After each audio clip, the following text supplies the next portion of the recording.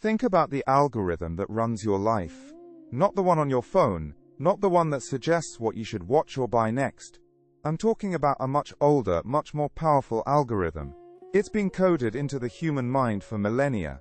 Its primary function is simple: to sort the world into two folders, me and not me. This algorithm runs silently in the background of every interaction.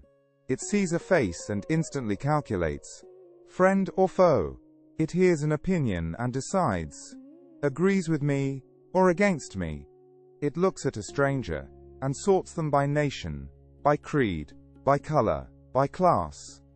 This is my group, my tribe, my people. That is the Amansa, other. This process is so automatic, so deeply ingrained, that we don't even recognize it as a process. We mistake its output for reality. We believe the world is actually, fundamentally, divided. This belief, this constant sorting, is the source of all our anxiety, our conflicts, our loneliness, and our hatred. But what if this core algorithm is based on a bug, a fundamental error in its code? What if the very category of other is an illusion? Today, we explore a proposition so radical it can dismantle our entire worldview. It comes from the heart of Vedanta philosophy, and it is called Advaita, or non-duality, the state without a second, the death of other. This isn't a belief system you are asked to adopt. It is a conclusion you arrive at, through a courageous and unflinching investigation into one question: who am I? The conclusion of that investigation is this: reality is a single, undivided, and unchanging whole, a singular consciousness. The sages called this ultimate reality Brahman. It is not a god in the sky, it is the very fabric of existence itself. It is pure being, pure awareness, and pure, unconditional bliss. Sat Chit Ananda. Everything you see, hear, touch, and think, the distant stars, the ground beneath your feet, the body you call your own, and the very mind that is processing these words, is not separate from this one consciousness. It is all an appearance within it. How can this be? How can this world of infinite variety, of 7 billion distinct people, be just one thing?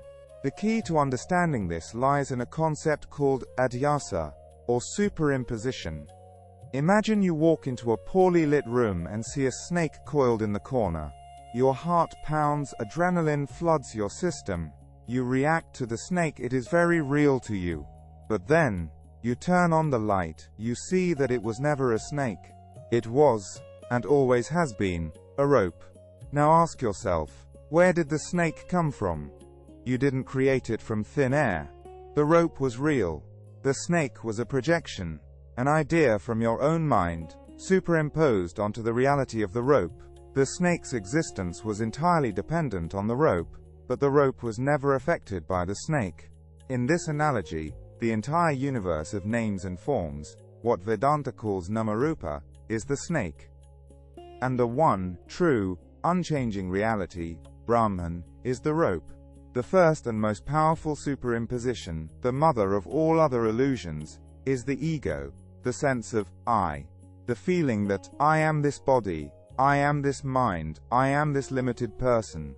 This I, or ahankara, is the first snake.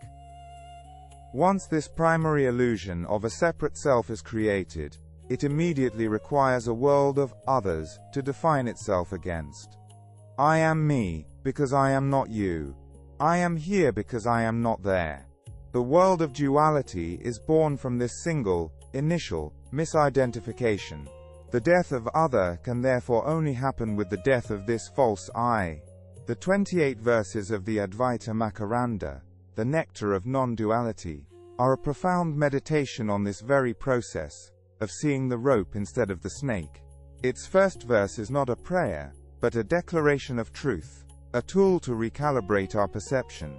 It says, I exist, I am ever shining, I am never unloved by myself. It is therefore proven that I am Brahman, whose nature is existence, consciousness, bliss. Let's break this down. I exist. This is the one truth you cannot deny. To deny your existence, you must first exist. This is the sat, the existence aspect. I am ever shining, which means I am aware. Even when you say I am unaware of something, it is the light of your awareness that reveals that lack of knowledge. You are the constant self-luminous screen on which all experiences, including sleep and ignorance, play out. This is the chit, the consciousness aspect. And finally, I am never unloved by myself. This is stunning. Everything we do, every single action, is ultimately driven by a deep-seated love for this I. We seek pleasure and avoid pain, because we hold this self dearer than anything else. This innate, unconditional self-love points to our true nature as Ananda, or bliss. The verse essentially says, look at your most direct, intimate, and undeniable experience of being yourself.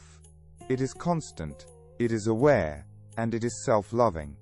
This is a direct pointer to your true identity as the infinite Brahman. You are not the fleeting character in the story. You are the eternal, blissful consciousness in which the story appears. This reframes our entire search for happiness. We spend our lives trying to extract happiness from people, objects, and situations, as if it's a resource that exists outside of us.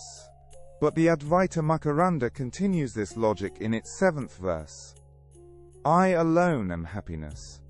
No one else, in all that moves and doesn't move, is happiness. If happiness were not my very nature, I would never hold myself so dear. This is a radical shift. Happiness is not an emotion you acquire. It is the very substance of who you are.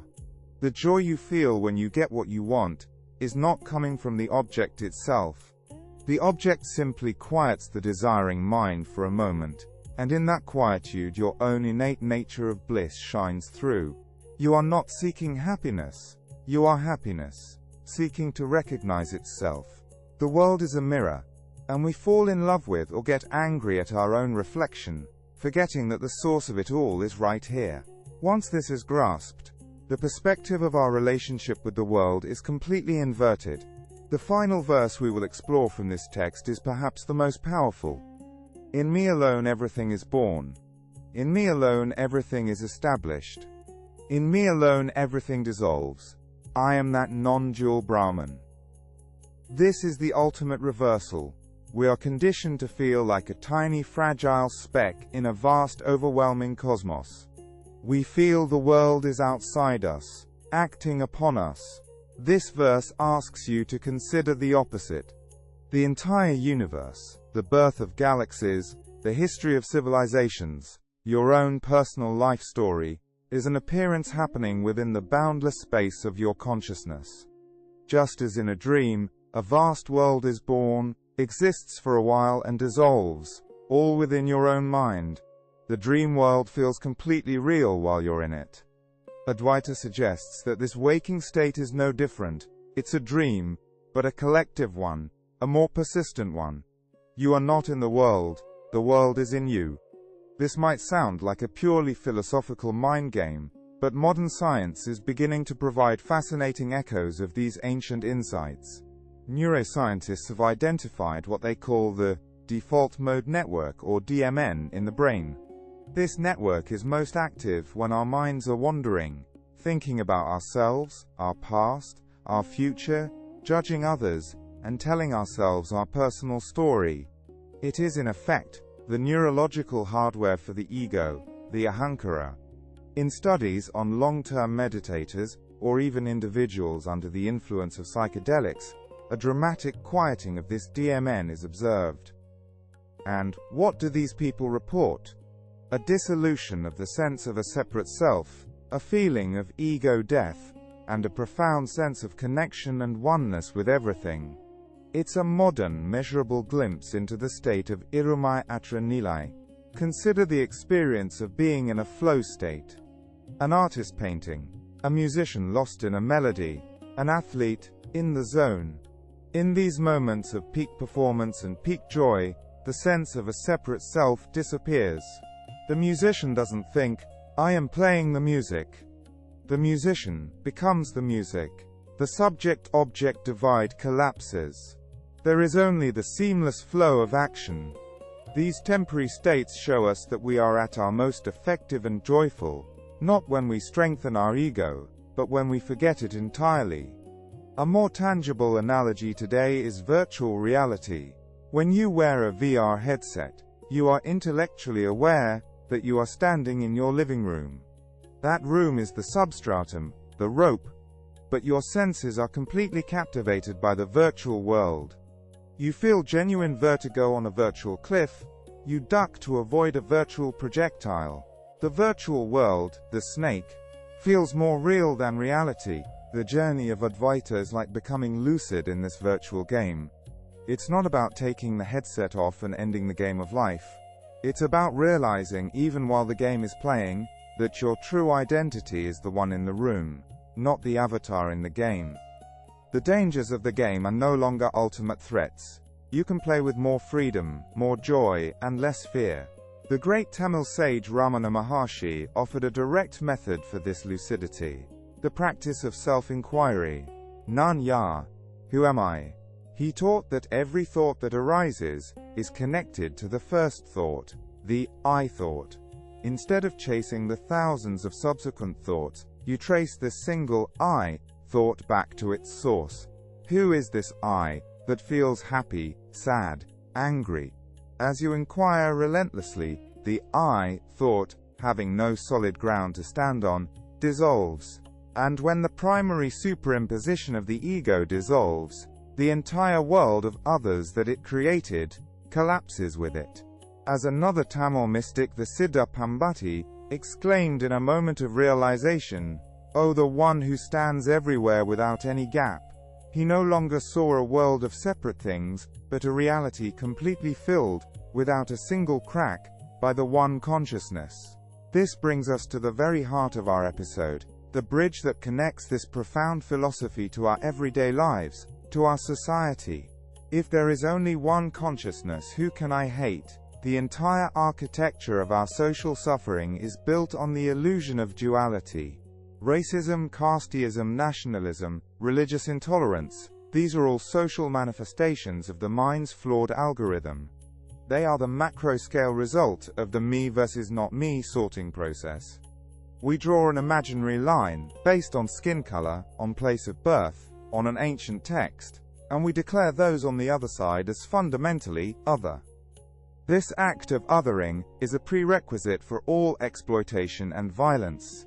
You cannot enslave, harm, or kill someone you see as yourself.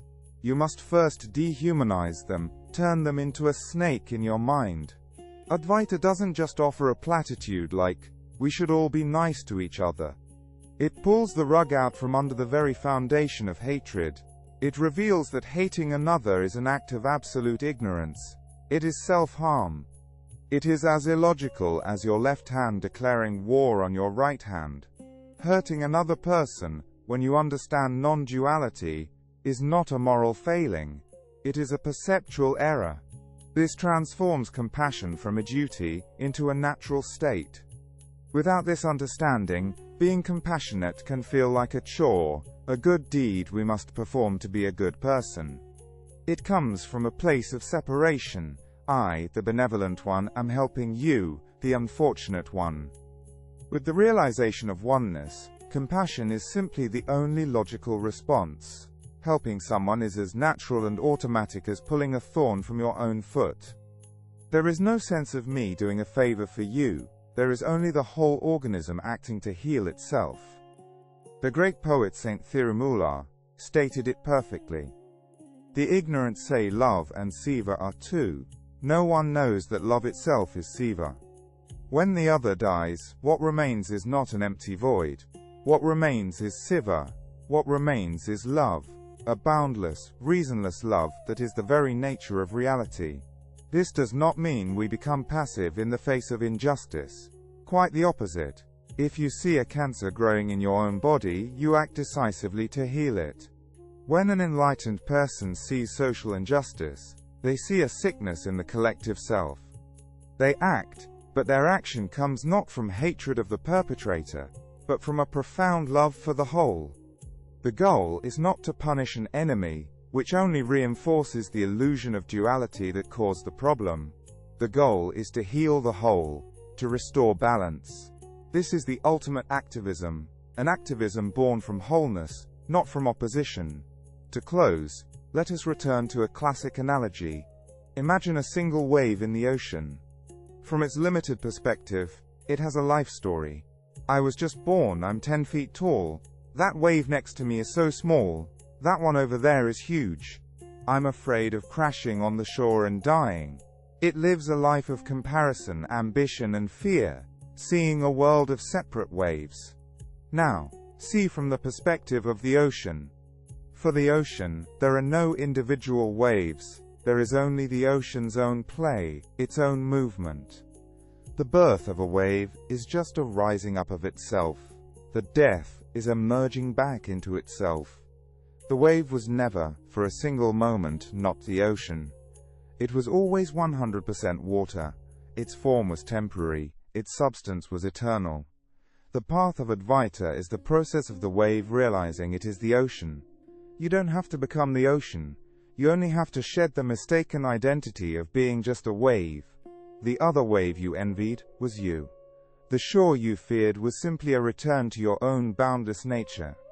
When you know yourself as the ocean, the idea of an other becomes unthinkable. The fear of death becomes laughable. All that remains is the vast, peaceful and powerful reality of your own being. The death of the other is, in truth, the discovery of your true self. Thank you for joining us on this journey. If these ideas resonate with you, and you wish to explore this path further, please consider subscribing to our channel. It helps us continue this work. And for our audience who would prefer to experience this in Tamil, a version of this episode is available on the channel as well. Be well.